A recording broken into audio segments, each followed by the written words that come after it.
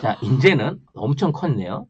자, 인제는 전 세계에 있는 그 국가들의 코로나 방역 상황에 대해서 살펴보는 시간을 갖도록 하겠습니다. 네. 제가 종을 좀 부드럽게 쳐달라고 말씀드렸는데. 네. 부드럽게 칠 줄을 모르죠. 일단 베트남 얘기부터 할게요. 사실 지난 시간에 이제 그 베트남 얘기를 했는데, 다 놀라셨대요. 네. 아, 이 베트남이 이제 왜 그렇게밖에 할 수 없었느냐는 지네들이 이제 최초로 국제적인 이벤트를 하나 이제 유치를 해서 그걸 어떻게든 살려보려고 했던 저기가 있었는데, 그 와중에 한국은 정말 잘못 건드린 거예요.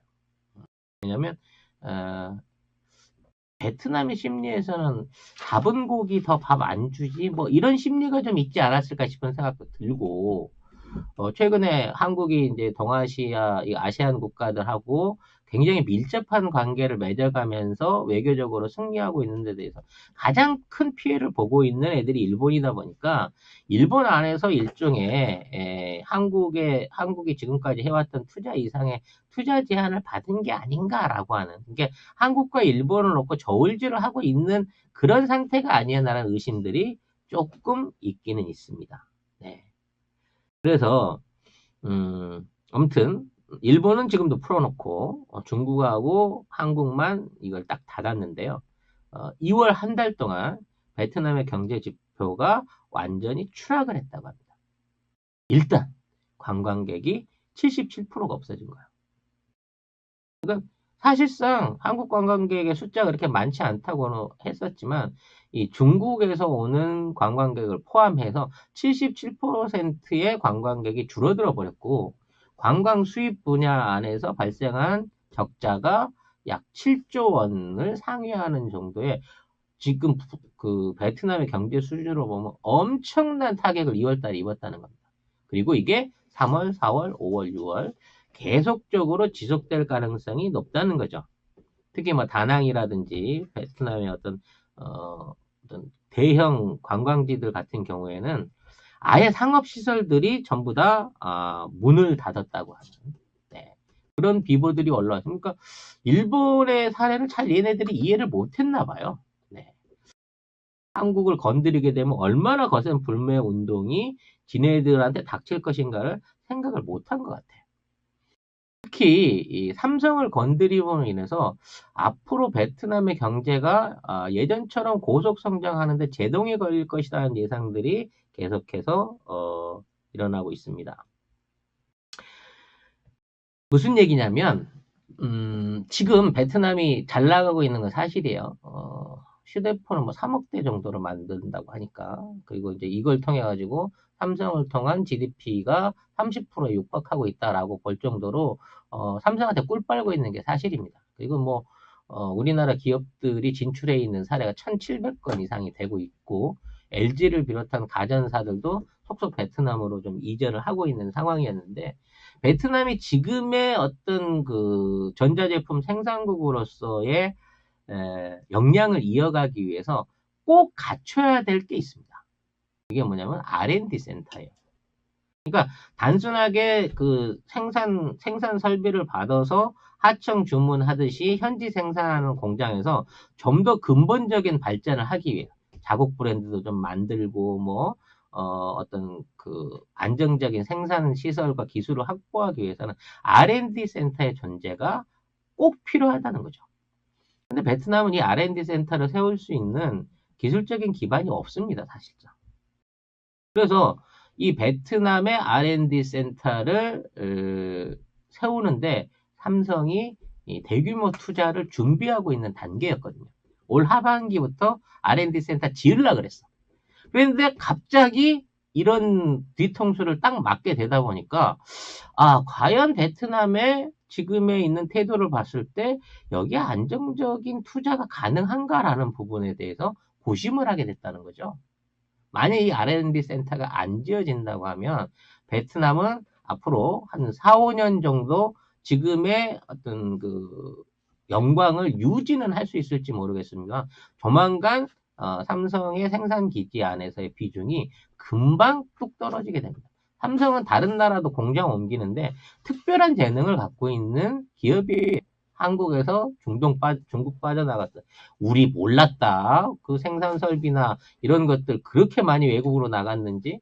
중국에서 베트남 나갔을 때도 중국 애들이 몰랐어요. 그만큼 준비가 철저하고 한번 옮기게 되면 잘하는 나라가 삼성이거든요. 지금 삼성의 R&D 센터를 간절히 원하고 있는 국가가 두 군데가 있다고 합니다. 근처예요. 일단 중동, 사우디와 아랍에미레이트가 또는 카타르 같은 중동 국가들이 삼성의 R&D 센터 유치를 위해서 막 돈을 뿌리고 있고요.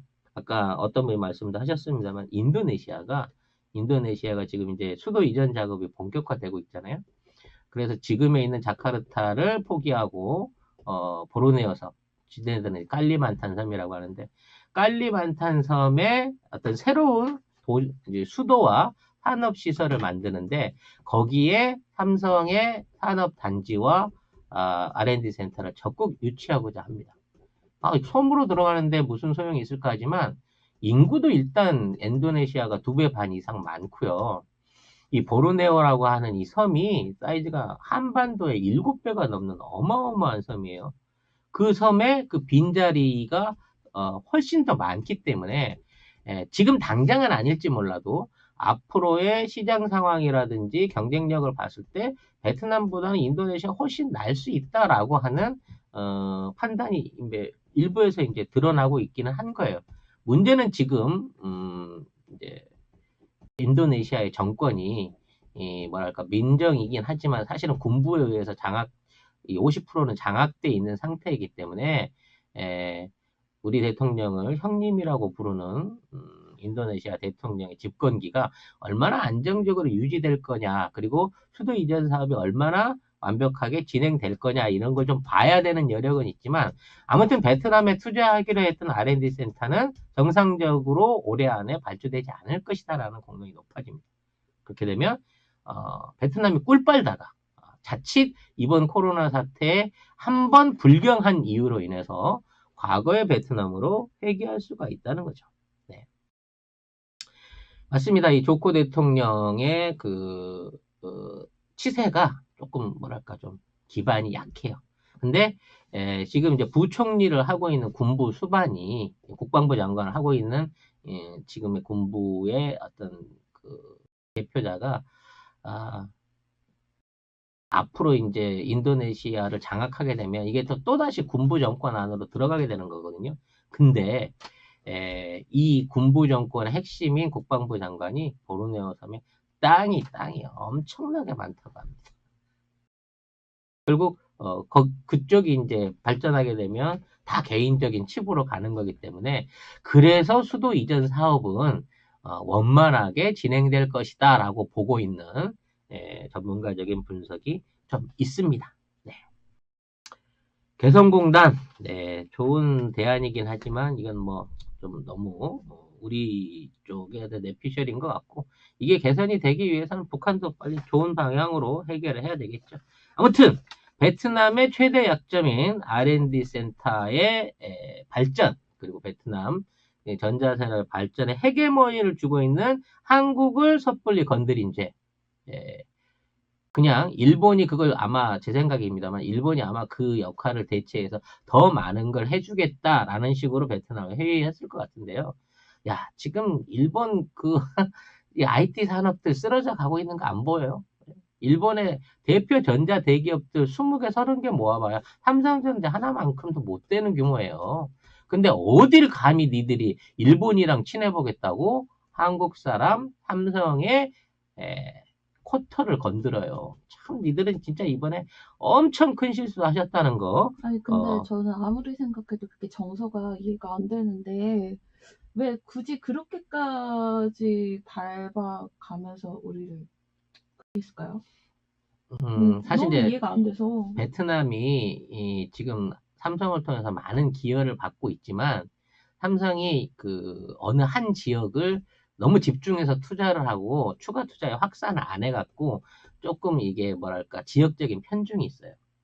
그리고 이제 베트남의 총리는 5년마다 임기를 바꿔가면서 돌아가면서 하게 돼 있고 총리의 임기가 5년이긴 하지만 이제 그 총리가 옮겨감에 따라서 경제 정책이라든지 그 전반적인 국가 정책들이 전부 다 변해요.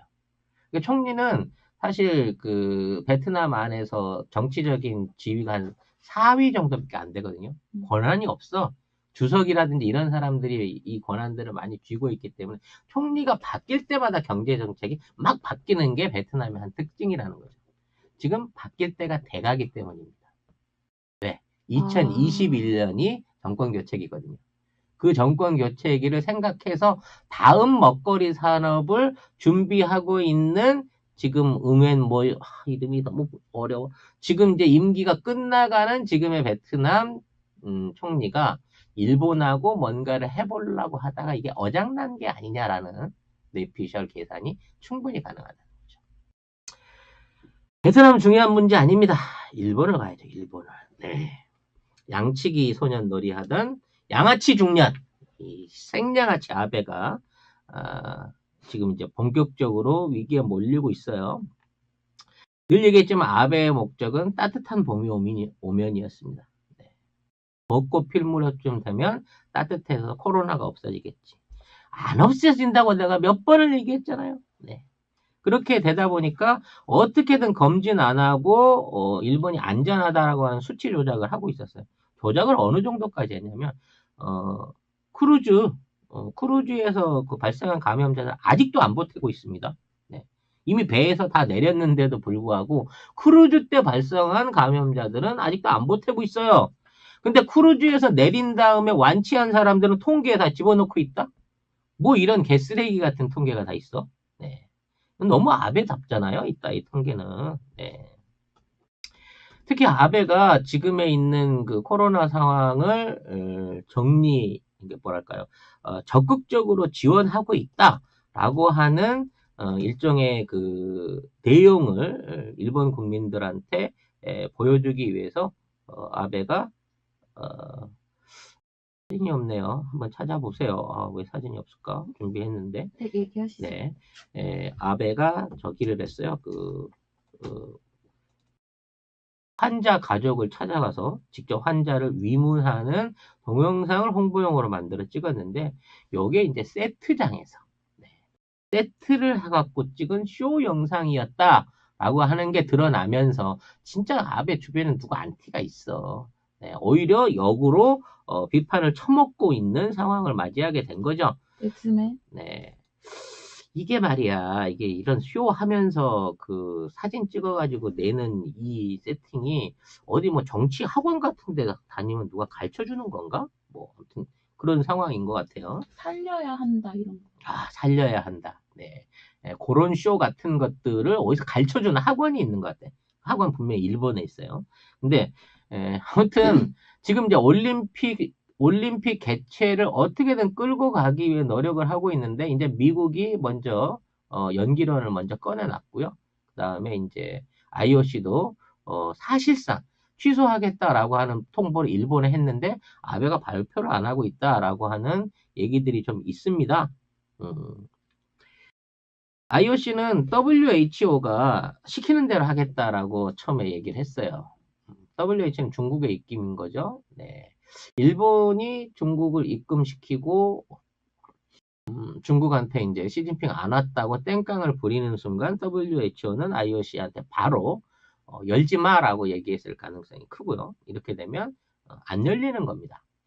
사실 중국이 이제 WHO를 압박을 줄 수 있다면 미국은 자국 내 그 MBC 유니버셜이라고 하는 올림픽 중계권을 갖고 있는 업체가 있어요. MBC 유니버셜, 그 MBC 채널 안에 프로덕션이겠죠. 그래서 거기에서 모든 그 광고권을 비롯한 TV 중계료를 환산하기 때문에 이거라도 건지기 위해서 무관중 경기라도 해야 된다라고 준비를 하고 있는데 그나마도 쉽지 않게 된 거예요. 이 무관중 경기를 한다는 것 자체가 뭐 입장료나 뭐 이런 데 있어서의 부담도 크기도 하지만 무관중 경기 이외라도 이 경기를 시청자들이 볼 때 이걸 어떻게 할 거냐라는 부분이 이게 대책이 안 서는 거예요. 이게 시청률이 확 떨어져 버릴 게 분명하단 말이야. 그러니까 예를 들어 광고를 30초를 노출했는데 정상적인 올림픽 경기였으면 1억 명이 볼 걸 무관중 경기 생기고 코로나 때문에 사람들이 관심이 없어져가지고 이거를 5천만 명밖에 안 본다 그러면 엄청난 손해거든요. 방송사 입장에서는. 그러면은 어떻게 할까요? 네. 그냥 안 하고 경기를 안 하고 올림픽을 안 하고 거기에 대한 거를 이제 보험금으로 처리해갖고 원가를 챙기는 게 낫다는 거죠. MBC 입장에서. 그래서 MBC가 안 하겠다, 취소하겠다라고 하는 결심을 굳힌 걸로 보이고요. 만일 이걸 연기해서 뭐 연말이나 뭐 이런 쪽으로 가게 되면 도저히 답이 안 나와. 막 슈퍼볼도 있고 뭐 여러 가지 지금 프로야구나 이런 것들이 밀려 있기 때문에 플레이오프 시즌에 다 걸리기 때문에 내년으로 1년 정도 미뤄보는 게 어떨까라고 트럼프가 쉽게 제안을 한 것 같은데 지금 일본의 선택은 트럼프한테 의지해서 1년을 미루느냐 아니면 지금 취소하고 보험금을 타느냐 이 선택 말고는 없다는 거죠. 네. 저는 1년 연기했으면 좋겠어요. 1년은 좀 불가능하고요. 왜냐면 이미 시즌별로 그 일정이 잡혀있기 때문에 좀 연기하게 되면 2년? 2년으로 하게 될 가능성이 크죠. 2년으로 가게 되면 이게 이제 월드컵하고 겹쳐요. 네. 그렇기 때문에 일본 입장에서는 1년이 최선책인데 저는 1년 연기를 적극 권장합니다. 취소되면요. 한 10조 원 손해보고 털 수 있어요. 1년 연기하면 제가 자신합니다. 50조는 손해가 더 날 겁니다. 그리고 아베가 1년 동안 일본을 더 정치적으로 우려먹을 수 있습니다. 저는 개인적으로 1년 연기 원합니다. 보험료요? MBC 방송국이 보험료를 탄다는 얘기였습니다. 일단 이미 이제 정상적으로 진행을 한다고 하더라도 예선전을 못한 경기들에 대해서는 전부 다 종목 축소가 불가피하고 권투라든지 레슬링, 유도 뭐 이것처럼 사람이 이렇게 직접적으로 몸을 부딪혀야 되는 경기는 전부 다 취소됩니다. 네. 할 수가 없어. 코로나 무서워서. 그렇기 때문에 경기 규모도 이제 대폭 축소가 될 거고요. 그리스에서 성화 체화했거든요, 사실. 성화를 체화를 해갖고 그리스에서 뺑뺑이를 돌리고 비행기를 태워서 일본에 전달을 해야 되는데 성화를 붙인 그날 이걸 이제 비공개로 했어요. 왜냐하면 사람들이 알게 되면 사람들이 모일 거고 모이면 감염자가 생길 수 있으니까 비공개로 한다 그랬는데 그리스 사람도 되게 심심했나 봐. 네. 이 비공개로 진행 중인 성화 봉송을 보기 위해서 사람들이 막 모였네. 그래서 그 사람들이 모이는 걸 보고 그리스가 봉송 행사를 취소해 버렸어요. 그러니까 그리스에서 체화한 성화는 없어진 거야. 꺼졌어. 그래서 일본에서 26일 날 단독으로 자체로 일본 내부에서 체화를 한대요. 이렇게 되면 이거 올림픽 아니야. 일본 전국체육대회지. 분명히 이거 우리가 정의하고 넘어가야 됩니다. 네. 올림픽 정신은 이미 사라져버린 거란 말이에요. 그랬으니까 저는 1년 정도 연기가 되길 바라요. 그리고 1년 정도 연기가 되면 엄청난 경제적 손실들이 생깁니다. 가장 대표적인 게 일단 경기장을 1년 유지를 더 해야 되고요. 경기장에 붙어 있는 모든 광고물들을 전부 뜯어가지고 1년 동안 또 보관을 해야 되는 거고요. 지금 훈련하고 있었던 모든 선수들이 이제 처음부터 다시 백업이 돼서 전 세계적인 예선전을 비롯한 행사들을 전부 별도로 치러야 됩니다. 그리고 끝나고 난 다음에 이제 부흥 사업을 위해서 선투자 해놨던 호텔, 관광, 쇼핑업체 일단 다 망하고 끝나고 난 다음에 아파트 분양이라든지 뭐 이런 걸 통해 가지고 경기 경기 후에 비용을 좀 뽑으려고 했던 도쿄도는 바로 파산을 하게 될 겁니다. 그리고 이 시설들을 공짜로 놀리고 자원봉사자들을 유지 교육하고 끌고 가는데 1년 동안 들일 비용이 어마어마하게 추가로 든다는 거죠. 그리고 내년에 1년 연기를 하더라도 코로나가 안 가라앉을 겁니다. 일본 자체가 그때까지 내년쯤 되면 세계에서 가장 극악한 코로나 감염국이 돼 있을 거예요. 그래서 보이콧을 당할 겁니다. 내년에. 그러면 돈은 돈대로 쓰고 욕은 욕대로 먹고 일본 경제는 거의 파탄 수준에 간 상황에서 내년에 또다시 올림픽이 취소되는 이런 최악의 시나리오를 개인적으로 바라고 있습니다. 네. 미국 얘기 해볼게요.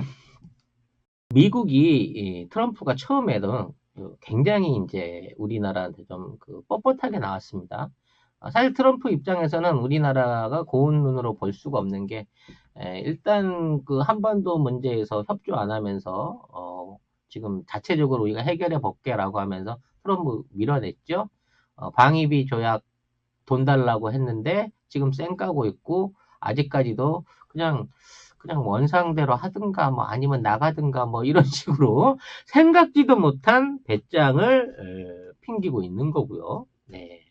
그리고 그 이외에도 이제 뭐 여러 가지 정책적인 면에서 외교적인 면에서 문재인 대통령이 막 돋보이다 보니까 자기가 꼭 차지하고 싶었던 세계 지도자 탑 1위의 위치를 매번 문재인 대통령한테 뺏기고 있기 때문에 굉장히 질투 많이 날 거예요. 그래서 초창기 때는 감염자 확진자 발표를 안 했었습니다. 지난주까지만 해도 숫자가 굉장히 적었었거든요. 지난주 방송할 때만 하더라도. 근데 최근 보도를 보면 이미 뉴욕에 확진자가 960명, 워싱턴에 904명, 사망이 10명과 48명. 워싱턴에 훨씬 많이 죽었네요. 아무튼 그런 상황인 거고요. 뉴욕 같은 경우에는 저녁 8시부터 새벽 5시까지 통금이랍니다. 이야, 미국 같은 나라에 야간 통금이 생겼어요. 그것도 뉴욕에서. 지금 맨하탄, 그 바쁜 맨하탄이 텅텅 비었고, 그 옐로우 택시 잡기 되게 힘든 거 아시죠? 옐로우 택시가 그냥 놀고 있어요. 제 동생이 샌프란시스코 사는데요. 그쪽에서 이제 연구소에 근무를 하고 있는데, 샌프란시스코 인근에 있는 술집, 레스토랑, 마트 이런 게 다 문을 닫았답니다. 네. 그래서 회사를 출근하게 되면 하루 종일 물만 먹고 근무하다가 저녁에 와야 된다네요. 아, 말이 나와서 말이지만, 네. 저는 미국 코스트코가 그렇게 물건이 다 빠질 줄은 꿈에도 몰랐어요. 그러게, 미국 애들이 그렇게 사재기를 하네요, 여러분. 깜짝 놀랐어요, 네. 진짜. 미국 애들이 이 화장지를 비롯한 라면, 쌀, 뭐 이런 것만, 이런 것들을 다 사재기를 하고 있는 상황인 거고요. 제일 잘 팔리는 게 뭔지 아세요? 휴지. 총. 네. 권총하고 탄약이 미국 전역에서 지금 전부 다 동이 났다고 합니다. 휴지야, 뭐 어디서는 더 만들어 갖고 오지 않겠어? 네. 아무튼 왜 화장지를 살까요, 여러분? 요즘 집마다 비데가 없어서 그럴까요? 아니면 이 화장지가 그렇게 생활에 꼭 필요한 정말 목숨 걸고라도 확보해야 할 만큼 그렇게 가치 있는 자원이었나요? 저는 화장지에 집착하는 외국인들을 보면 이해를 못 하겠어요. 네. 일본인은 좀 뭐랄까 좀 근대적이지 못해서 그렇다거나 치자고. 일본은 그래도 뭐 헐프가 안 나온다라고 하는 거짓말 때문에 속아가지고 그런다고 치지만 서구나 유럽에 있는 애들이 이 사재기를 한다는 거는 나는 생각도 못 해봤거든. 저도요. 네. 아무튼 미국 매체가 지금 이제 트럼프가 한국의 대응 전략을 모방할 수 없는 5가지 이유라는 내용을 꺼내놨어요. 첫 번째, 한국은 나라가 조그만 해갖고 통제가 되는데 미국은 너무 크다는 거야. 그리고 한국은 대통령 중심적 행정부가 똘똘 뭉쳐가지고 이 중앙 집권적인 체제 안에서 관리가 가능한데 미국은 이게 유나이티드 합중국이기 때문에 각 합중국의 이해에 따라서 말을 안 들어 처먹기 때문에 이게 안 된다는 거예요. 그리고 세 번째는 의료보험 체계가 없기 때문에 이 사람들을 어떻게 비용을 들여갖고 처리를 할 것이며 여기에 들어갈 수 있는 엄청난 의료비를 감당할 방법이 없다는 거예요. 그러니까 트럼프가 1,000조 원을 써가지고 1,200, 그러니까 1조 달러죠. 1조 달러를 긴급 금융으로 풀겠다고 하더라도 이거를 뭐에 풀어야 될지를 알 수가 없는 상황이라는 거지. 이거를 화장지를 사서 나눠줘야 될지, 백신 공장에 투자를 해야 될지, 병원에 추가 투자를 해야 될지, 어떻게 해야 될지 이거를 집행하고 관리하고 운영할 수 있는 시스템이 없다는 거야. 이런 나라가 무슨 선진국이고 세계 최고 국가냐고. 그 다음에 응집력이 없다는 거야, 국민들이. 국가가 말을 하거나 뭐 정책을 내놓거나 이런 데 대해서 그걸 받아들여주거나 기다려주거나 이런 게 전혀 없는 그 백성들이라는 거지. 당연한 거 아니겠어? 지들이 이민자의 나라라고 컨셉을 땅땅 쳤는데. 이번에 그 일본하고 미국이 공통적인 게 그거예요. 국비로 해갖고 치료비를 또는 검진비를 대겠다라고 하는데 그 국비 투자가 안 되는 이유가 뭐냐면 이 국비로 투자를 해줄 회사를 선정하는데 로비나 정책이 엄청나게 복잡하고 까다로운 거야. 그거 내가 생산할 수 있게 해줘. 내가 먹을 거야. 그래가지고 딴 놈이 한다고 왜 딴 놈한테 주고 나는 안 줘? 뭐 이런 식으로 가고 있다는 거죠. 그래서 지금 미국이 뭐 국비 지원을 하겠다, 뭐 병원비도 국가에서 하겠다, 이게 말은 계속 나오고 있거든요. 근데 어느 것이 분명한 건지 모르겠고, 확실한 거는 뚜렷하게 언제부터 어떻게 지원하겠다라는 것까지는 나오지 않았어요. 그래서 그런가 보네. 방금 그거예요. 목돈을 1조 2천억을 중앙은행에서 뽑아가지고 확보하는 건 어려운 게 아니야. 그냥 찍으면 돼. 어? 돈을 찍으면 되는데 이걸 어떠한 방식으로 누구한테 나눠줘서 어떻게 배분해야 이 사태를 해결할 수 있을까에 대한 시스템과 기획력과 그걸 추진할 수 있는 조직은 아예 존재하지 않는다는 거야, 미국은. 그러니까 트럼프가 저 돈질을 하더라도 결국은 영리병원이나 일부 제약회사나 어? 아니면 뭐 이와 관계된 몇몇 업체들이 저 돈을 다 먹는 거지 미국인을 구하는 데는 들어갈 수 없다라고 지들 스스로도 인정을 하고 있는 거란 말이에요. 그리고 다섯 번째, 난 이게 제일 마음에 들어. 네. 지도력의 격차가 심각하다. 그러니까 문재인 대통령하고 비교할 때 리더십에 심각한 차이가 난다. 응? 한국의 대통령은 코로나 문제를 진지하게 받아들이고 처음부터 전문가들을 통해서 이 문제 해결하려는 노력을 했는데 트럼프는 그거 좀 며칠 쉬면 낫는 거 그까짓 거 뭐 그게 대수라고 그거 갖고 얘기를 해라고 하는 태도를 2달 동안 유지해 오면서 지금의 사태를 만들어냈다는 거예요. 네. 트럼프는 이제 이게 본격화되다 보니까 국가 비상 상태를 이게 일종의 계엄령을 그냥 막 선포를 해서 때린 거예요. 그 계엄령 선포를 해가지고 한 게 뭐냐? 미국 중앙은행 총재를 당신 지금 돈 안 풀어주면 해임할 거야?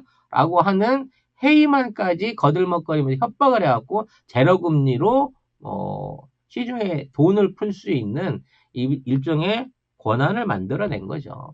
트럼프는 지금 돈을 풀어가지고 선거 전에 이걸로 해가지고 주가도 부양하고 막 이래가지고 내가 미국을 살렸다, 미국의 경제를 이 소리를 듣기 위해서 연준 의장을 계속 압박해왔는데 그동안 말 안 들었었거든. 연준 의장. 더 이상 내리면 국가 부도난다고, 달러 휴지된다고 버티고 있었는데 결국은 국가 비상사태 선언하면서 이제 나는 당신들 해임할 수 있어. 어떡할래? 라고 얘기하면서 달러를 무한대로 찍어낼 수 있는 권한을 획득했다는 거죠. 시진핑이랑 둘이 신나게 돈질할 거예요. 그리고 그 돈을 주물럭거리는 많은 트럼프와 시진핑 주변에 있는 기업들과 기관들이 떡고물을 묻혀서 갖고 가겠죠. 그래서 우리나라가 마스크를 공적 관리하고 지금의 진단키트나 백신을 공적 관리하면서 지금 사태를 통제하고 뭐 재난소득에 관한 문제는 뭐 찬반이 있습니다만 추경안을 편성해가지고 이거를 방역 작업에 쓰는 게 아니고 이것 때문에 가라앉아버린 민생경제를 살리는데 투자할 수 있는 이러한 역량을 확보했다고 하는 것 자체가 미국이 한국을 도저히 따라올 수 없는 격차를 보인다라고 하는 결과를 만들어낸다는 거예요. 여러분들 휴지에 너무 꽂히셨군요. 네.